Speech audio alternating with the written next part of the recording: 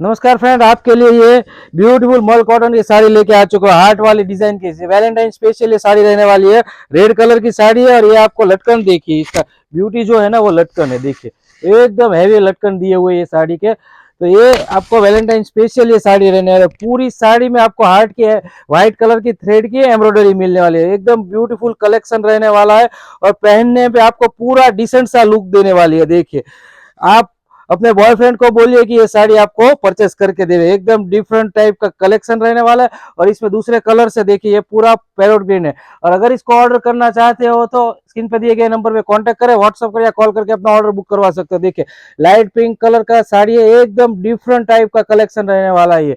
और ये green colour है। अगर इसको ऑर्डर करना चाहते हो स्क्रीन पे दिए गए नंबर पे कांटेक्ट करें, व्हाट्सअप करें या कॉल करके अपना ऑर्डर बुक करवा सकते हो। अगर ये वीडियो आउट ऑफ इंडिया से देख रहे हो फिर भी हमसे जुड़िए, हम वर्ल्ड वाइड शिपिंग भी प्रोवाइड करते हैं। देखिए और इसी तरीके का वीडियो देखने के लिए हमारे इंस्टा पेज को फॉलो कर लीजिए, बेल नोटिफिकेशन ऑन कर लीजिए। हमारा वीडियो देखने के लिए खूब खूब धन्यवाद। Thank you.